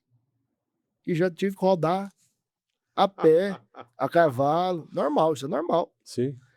Sua cerca tá certa, fulano? Tá. Então é isso aí mesmo, tá certo. Ninguém te roubou. Ninguém porque te roubou. realmente... Só que houve uma mudança. Ah, Fel, mas eu lembro, eu era menino, eu lembro de ver a turma subindo com as correntes para medir. Beleza, só que mudou. Você lembra que antigamente subia morro, descia morro. Se você pegar um lençol e escalar uma mesa plana, os 4 pontos dele são fáceis de achar. Se você pegar ele, suspender e fizer a medida do canto da mesa, subindo e descendo, ele aumenta a medida. Com certeza. Ah, mas e agora? Eu falei, não, e agora é simples. A sua terra, que coube a vida inteira, seus 5.000 bois, vai continuar cabendo. O tamanho da escritura que vai mudar. E aí vem uma série de problemas pormenores quanto a isso. Porque na legislação você tem um limite legal de fazer uma alteração registral numa matrícula. Nesse caso, extrapolava. E aí? Só que vem a cadeia dominial. Olha, essa fazenda da mesma família tem 100 e tantos anos, né? Todo mundo na região conhece, tá tudo certo, os vizinhos estão aqui, tá todo mundo consolidado, só que a medida tá errada. Vai pro corregedor. Corregedor, não, eu conheço, ele foi meu compadre do meu pai. Então tá, você sabe da história.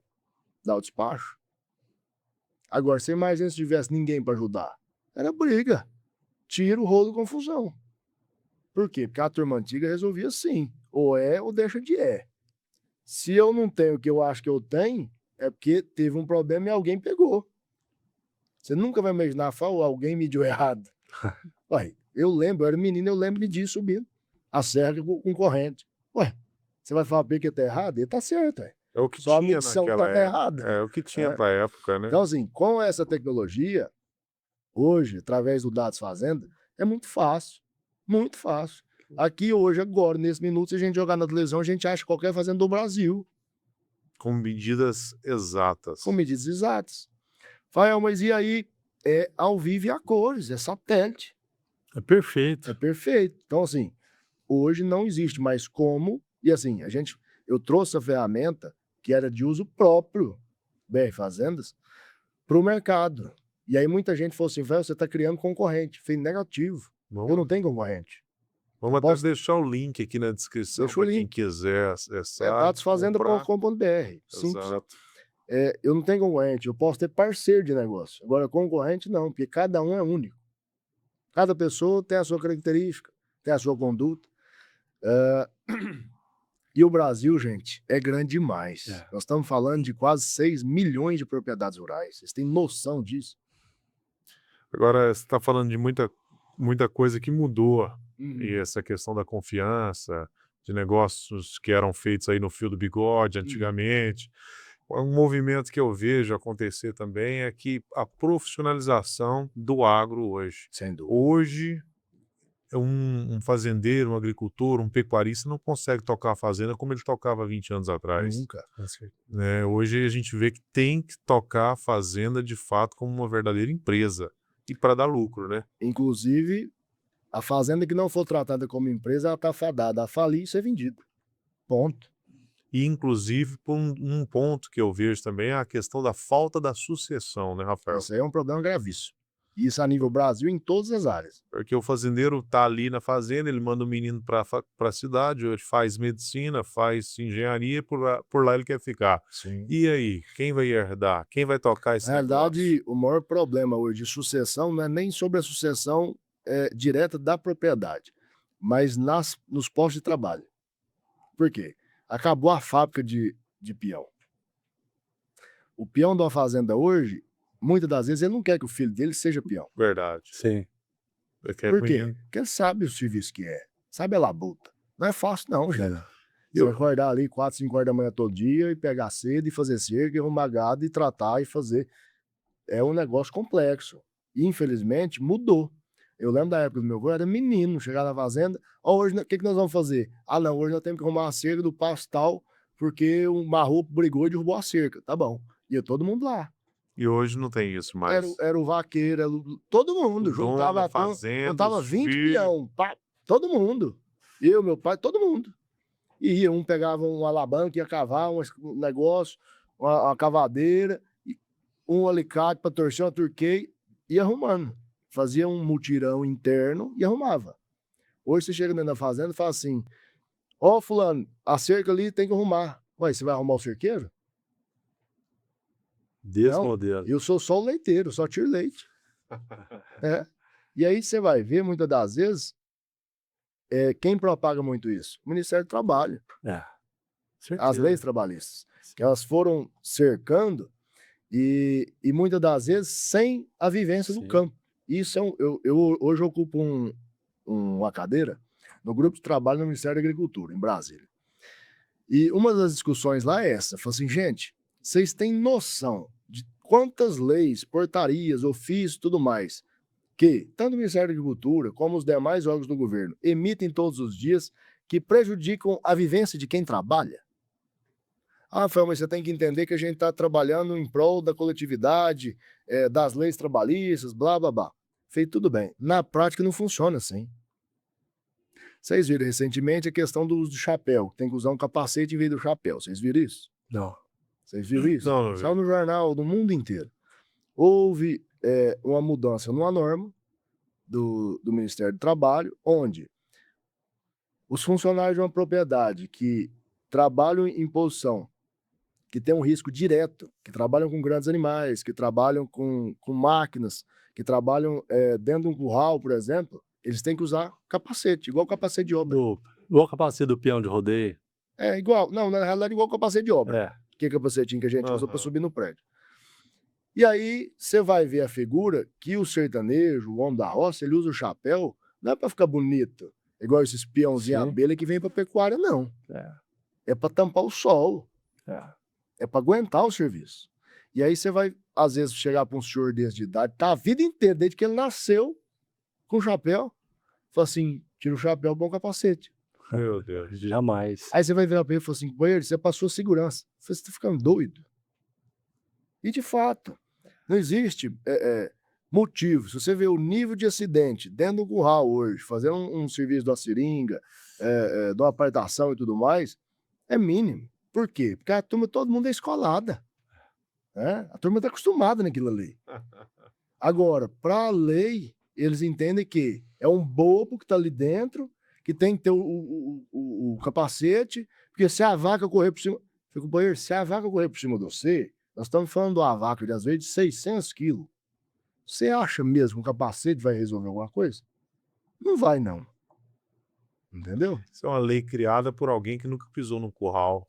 Entende? Literalmente. Foi igual aconteceu ano passado, quando houve um chamamento público do Ministério da Agricultura sobre uma portaria que seria sobre o bem-estar animal. Está previsto, escrito, que todo transporte animal tem que ser climatizado. O transporte animal ele tem que ter uma metragem específica para dar um espaço entre um animal e outro. Todo transporte animal tem que ter um responsável técnico acompanhando a viagem, ou seja, um veterinário. Eu, pessoalmente, liguei para o secretário do Ministério da Agricultura. Falei assim, escuta, não é possível um negócio desse. Vocês devem estar de brincadeira. Fael, mas é só um chamamento, a gente é obrigado a fazer isso, é por conta do compliance, União Europeia, a pressão, parará e pererê, bem-estar animal. Fez companheiro, você também é pecuarista. Que dia que vai ser viável, possível, instituir um veterinário por carreta, ar-condicionado, para boi, para galinha, para porco, para tudo mais. Quem vai pagar essa conta, né? Espaçamento entre eles. Ó, vaquinha, chega para lá, você não pode encostar na outra. Ah, pelo amor de Deus. Você entende? É fora da realidade. É. E aí vem a chacota. Por quê? Para quem trabalha, fala assim, gente, essa turma tá aqui só para atrapalhar. Só. Não faz nada que presta. Do outro lado, tem muita gente ali tentando cumprir a lei. E aí vem quem são os feitores da lei? O legislativo. E aí a gente cai numa nova seara. Tratar de política hoje é um nojo, de fato. Por quê? Porque existe uma corrupção imensa, uma ladroagem, uma bagunça. Mas, infelizmente ou felizmente, as leis vêm de lá. E se a gente não tiver gente boa lá, a gente vai ficar na mão dessa turma que está aí. E aí você vê, na prática, aconteceu o quê? O mal só triunfa se o bem se acanha. E é o que a gente vê. Muita gente boa não quer participar da política. Sim. Por quê? Porque tem Não todo quer esse se contexto, não envolver. quer se envolver. E aí o que é que acontece na prática? Leis esdrúxulas que nos atrapalham aqui na ponta. Então, assim, você vê que tudo é um complexo. Lá na roça, lá no meio da fazenda, tem uma lei sendo cumprida por um burocrata que nunca produziu nada, né, que acha bonito bater palma para a União Europeia. Eles fizeram um congresso ano passado, foi a COP, Em Belém. em Belém, e eles gastaram 5 bilhões de reais. Gastaram. Falaram, mas não investiram? Não, gastaram. Torraram, né? Por quê? Colocaram centenas de equipamentos de geradores a diesel para tocar ar-condicionado para burocratas internacionais, ambientalistas de ar-condicionado, que nunca produziram nada, que desmataram a Europa inteira para vir cá dar palpite no Brasil. Qual o sentido? Navio, né? 24 horas lá, porque não tinha Loucura. hotel. Não tinha hotel. Aí teve que trazer um navio, uma Isso. embarcação, para que eles pudessem dormir lá. Sim. Eu vi isso. A diária, inclusive, do navio presidencial, com mais de R$1 milhão por dia de gasto. E aí você vai ver o que foi discutido. Ah, não, porque a União Europeia faz exigências ao Brasil para isso. Mas pera lá, quem são vocês na Vila do Pão, gente? É uma Acabaram. vergonha. Ah, porque o Brasil não pode desmatar, porque se desmatar a gente não conta. Mas pera lá, cadê a floresta de vocês? Exato, esse é o grande ponto. Desmataram lá e querem dar palpite Isso. aqui. E aí, quando você vai fazer uma análise mais crítica, eles não estão preocupados com a árvore, se está desmatando ou não. Eles estão querendo saber dos minérios, das riquezas. E aí vem um contraponto. Você já viu índio em terra ruim? Verdade. Já viu ou não? Não. Não tem. Não tem. Realmente é só na. Na Caatinga brasileira não tem índio. Você né? já viu? Exato. Não tem. Eu falei isso para uma pessoa um dia, falou assim, mas lá na beira da praia tem, lá em Porto Seguro tá cheio de índio. Falei, companheiro, até eu que sou mais bobo, queria morar na beira da praia, ué. Hã? Ué, você tá doido? E aí, quando a gente põe todos esses pontos, você vê o quê? Hoje o Brasil ele é totalmente subutilizado. Você sabe quantos por cento do território brasileiro são de índios? Não tem noção. 30%. Deve ser. 13%. É um número maldito, né? É. E aí, quando você vai fazer a contraposição com o número, a porcentagem de cidades, de áreas urbanas, são 3%. Você imagina. O Parque do Xingu hoje é um dos maiores parques do Brasil. Vocês têm noção do tamanho do Parque do Xingu? Não tem. Chuta. Chuta. Mas chuta alto. 1 milhão de hectares. 2 milhões e 600. Vocês têm noção Muita do coisa. tamanho que é isso? É muita coisa. Eu já fiz um desafio. Não sou contra índio. Eu sou contra usarem os indígenas como massa de manobra. E digo mais, os índios puros deveriam sim ser preservados e Verdade. totalmente cuidados pelo poder público. Agora, infelizmente, você chega numa aldeia hoje, a turma não tem mais índio. Né? Eles são ali mestiços de indígenas, com caminhonete, com internet, Sim. com telefone, Celular, com tudo. Tudo. Tá? E aí usam ali do subterfúgio que os indígenas têm, na previsão legal, para cometer uma série de atos que você, como cidadão comum, não pode. Sim. Tá? E aí eu já fiz um desafio desse em Brasília. Falei assim, vamos juntar toda a população indígena do Brasil. Pura, mestiça, não tem problema. Vamos colocar dentro do Parque do Xingu e vamos botar para atravessar de norte a sul. Olha, um parque só. Vamos tirar o resto. Só um. Você acha que alguém aceita um negócio desse? Ok. Jamais. Que é isso, velho? É um absurdo você falar uma coisa dessa. Absurdo não, ué. Absurdo é a gente ter áreas nobres, né? Inclusive, o avanço sobre áreas privadas para aumento da área indígena e área de parques. Por quê? Porque o governo está se vendendo ali, se rendendo ao exterior. Sim. E aí, quem está nos assistindo vai falar assim, nossa, mas o Rafael está falando uma coisa totalmente fora da casa, de fato. E aí, quando você vai ver, isso vai impactar na sua profissão. Vai impactar diretamente. Se você não tiver essa visão macro sobre o Sim, claro, negócio rural, infelizmente, não é para você. claro. Quantas propriedades rurais aí circunvizinhas, né, dos parques aí deixaram de ser propriedade particular? Quanto de patrimônio foi perdido aí por famílias que já são proprietárias há eras, né? Há quantas gerações? Então o Eu fiz impacto é grande. uma análise com o Dados Fazenda de uma área vizinha ao Parque do Xingu, onde a gente observou uma sobreposição. Sim. E não uma sobreposição de área, mas uma sobreposição de desmatamento dentro da área indígena. Só para vocês entenderem, depois eu vou mandar a foto, você coloca. É uma área lindeira, essa aqui é a fazenda, esse aqui é o parque. E aí a aldeia era bem no cantinho aqui, bem na divisa.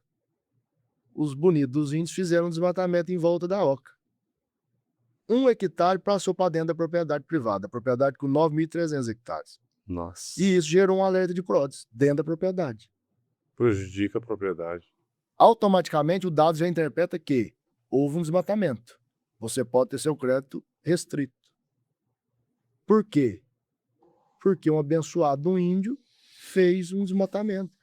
Aí você vai falar, Rafael, mas o índio ele pode fazer o que ele quiser dentro da propriedade dele, a não ser utilizado com fins financeiros, né? Que inclusive é um absurdo. Eu sou totalmente contrário. Lá no Campo Novo dos Parecidos, a gente tem índio lá com mais de 1 milhão de hectares no parque, né? E uma grande parte já em soja e gerando frutos para a aldeia. E aí você vai fazendo ali totalmente o crescimento dessa aldeia e beneficiando tudo mais, beleza. Agora, se a área é indígena, se é um parque indígena denominado dessa aldeia, Por que assim não pode usar? Ele só pode ficar ali para subsistir?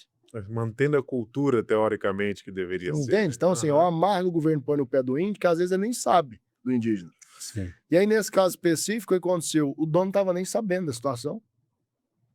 Vai ter que fazer agora uma medida judicial para contrapor esse ponto.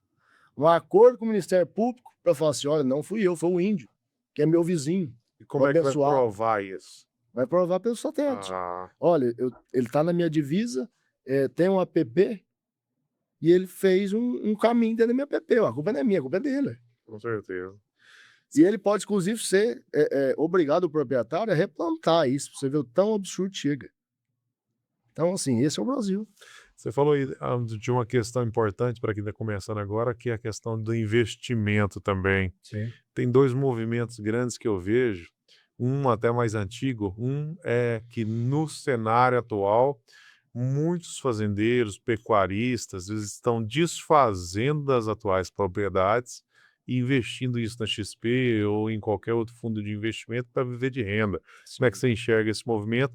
E uma outra coisa que já vi muito acontecer no passado é um investidor fazer o movimento contrário, compra uma fazenda, arruma a fazenda toda e vende ali com lucro. Esse, particularmente, eu não tenho visto tanto movimento, mas como você está imerso nessa situação, você pode falar melhor sobre esses dois movimentos. Sobre esse primeiro cenário, ele vem decorrente justamente da falta de sucessão, muitas das vezes. Por quê? Porque o patriarca ali, ele já chegou numa certa idade, ele já não tem mais Sim. como tocar, ele não vê com bons olhos a sucessão que ele produziu, e ele entende que esse patrimônio ele vai ser dilapidado. Por quê? Se uma fazenda dessa hoje é produtiva na mão dele, cair na mão dos herdeiros, né, sem experiência, infelizmente eles não dão conta de tocar.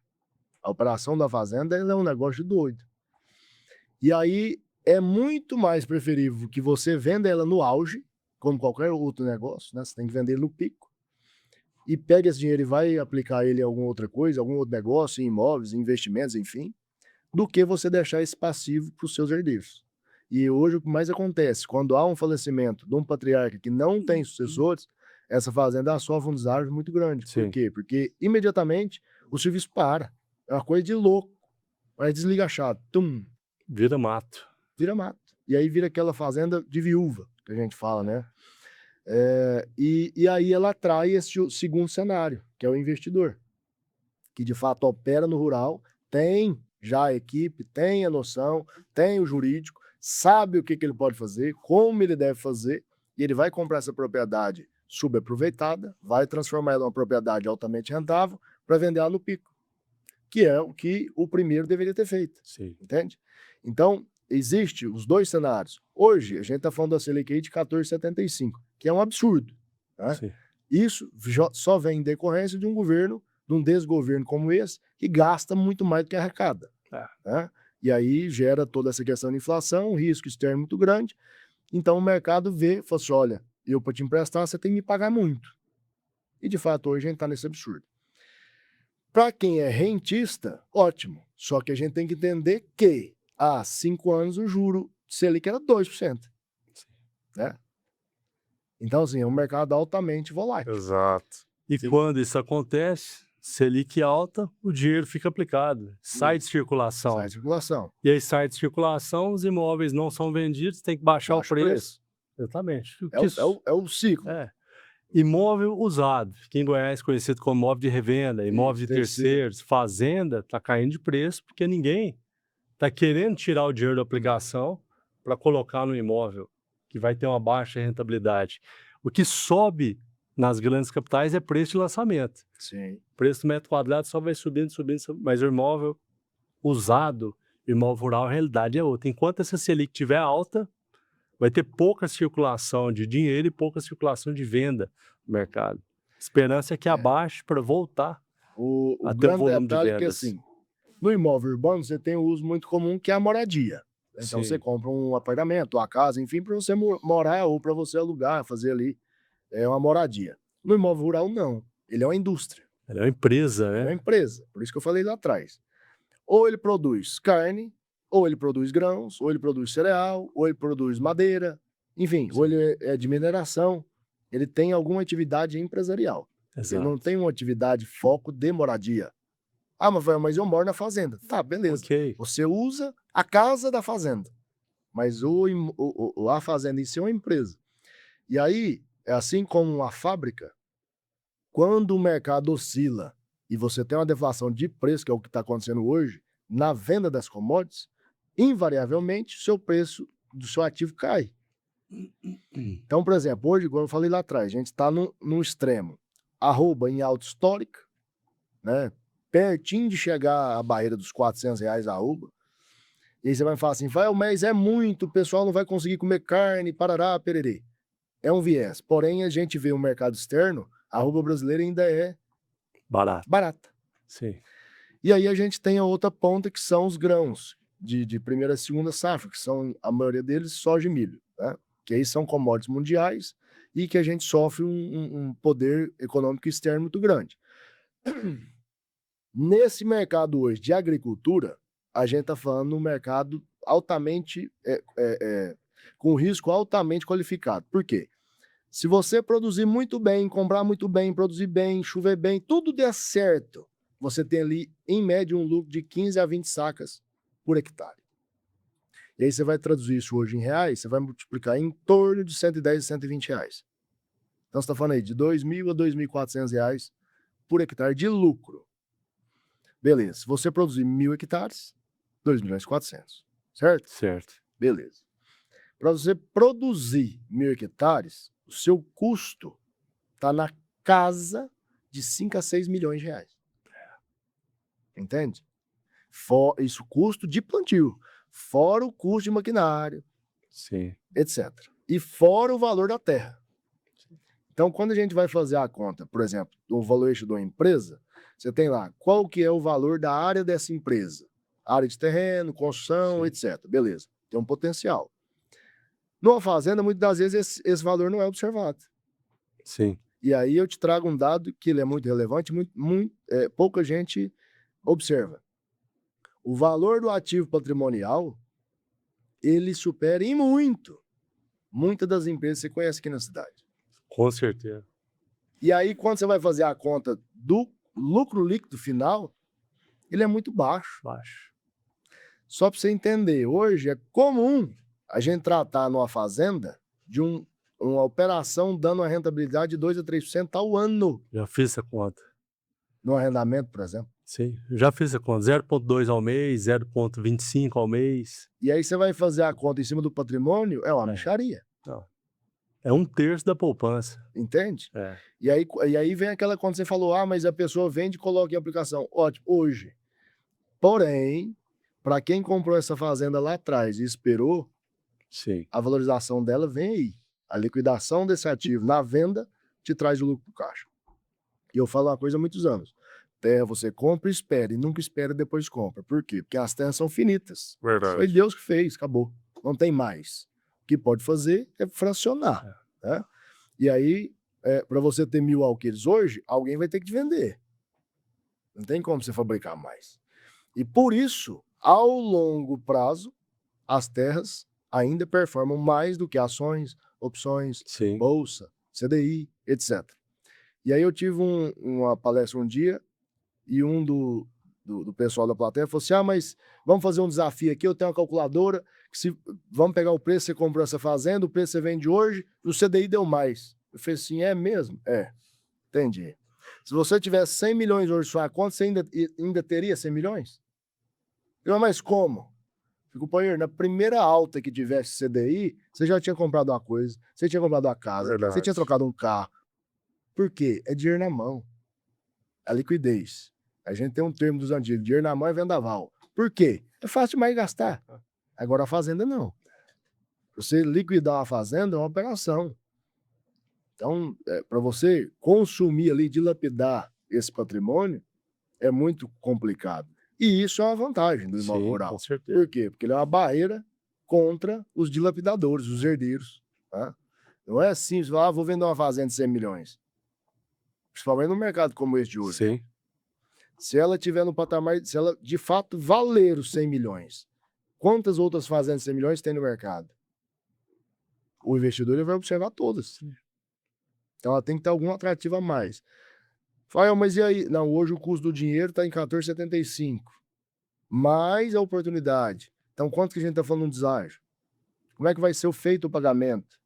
E aí vem toda a composição. Então, por exemplo, chegou lá atrás a gente falou, Fala, mas e aí como é que é feita essa negociação? Muitas das vezes hoje a gente consegue um bom negócio montando essa operação financeira e mostrando, tanto para quem está vendendo quanto para quem está comprando. Fala assim, olha, hoje se você vender com um deságio X, pegar esse recurso à vista ou em curto prazo, fizer alocação e outras coisas, fizer um investimento, fizer isso, fizer aquilo, se você estivesse vendendo ela com prazo de 1, 2, 3, 4, 5 anos, que no mercado rural é comum, o seu custo de oportunidade aqui hoje é muito melhor, mesmo vendendo ela mais barato que você acha que ela vale. E aí, quando você clareia essa informação, a pessoa às vezes fala assim, uai, verdade. E outra, muitas das vezes o dinheiro está na sua conta. E aí você passa, né, fica por cima do arreio. Então, assim, são nuances, né, são complexos aí que a gente vive a vida inteira. Obviamente que para quem está nos assistindo, esse assunto ficou muito denso. Mas faz parte do negócio, né? E você tem que ter essa vivência para você conseguir enxergar. Certeza. Rafael, mas ficou muito bom. Desse podcast vai sair muitos cortes Com certeza. especiais aí, Coisa boa. que vão circular o Brasil inteiro. Essa sua presença, essa sua experiência vai ajudar muita gente a entender melhor esse mercado. Tem muita gente boa que quer entrar no mercado, Sim. rural principalmente, mas não tem estudo. Hoje, o que um novato vai aprender num curso técnico de transações imobiliárias? O que ele vai aprender sobre o mercado rural num TTI, que está lá com a didática da década de 90, ensinando língua portuguesa, Isso. crase, desenho arquitetônico. Hoje não existe nada voltado para o profissional rural. Eu, infelizmente, quando eu fiz o meu, não tinha nada. Não existe. E o Instituto Brasileiro de Educação Imobiliária, ele existiu para mudar a história do mercado imobiliário, em todas as esferas. Nós estamos desenvolvendo um curso técnico de transações imobiliárias para imóveis urbanos, imóveis usados, fragmentado também no segmento lançamentos, loteamentos, aluguéis. Ótimo. E o mercado rural. Você fez um curso maravilhoso sobre arrendamentos rurais. Eu acredito que foi referência no Brasil na época. Já mudou muita coisa de Demais. 2 anos para cá. Já aperfeiçoou. Eu acho que se você lançar hoje, você vai ter mais resultado ainda, Sim. porque eu vi o seu crescimento nas redes sociais. Sim. Então, a educação imobiliária é um segmento que é muito carente no Brasil. Demais. E o nosso objetivo aqui é montar a maior instituição de conhecimento do mercado imobiliário, onde a gente vai desde o curso TTI, avaliação até pós-graduação. Hoje nós já temos pós-graduações do eBay Coisa boa. e nós também queremos aí te convidar para uma próxima oportunidade para a gente desenvolver um TTI voltado para o mercado rural. Coisa boa. É um TTI específico para o corretor de imóveis rurais. Então a gente quer deixar aqui o convite para você. Obrigado, agradeço o convite. Vai ser o primeiro TTI rural do Brasil e a nossa missão é levar conhecimento Coisa para boa. todos os campos do país. E pode ter certeza que esse episódio vai ficar na história Com nossa certeza. por décadas, viu? Obrigado. A gente tem muita gratidão por obrigado. você aqui. Obrigado, Rafael, pela participação, pelo tempo. Sei que sua agenda é extremamente apertada. Disponibilizar seu tempo aqui. Gratidão. Não, bom demais. Agradeço vocês aí, agradeço o convite. Estamos sempre aí na defesa do Brasil que produz e contem conosco sempre. Contamos, amigo. Tamo Obrigado. junto. Com Deus nos Obrigado. somando. É.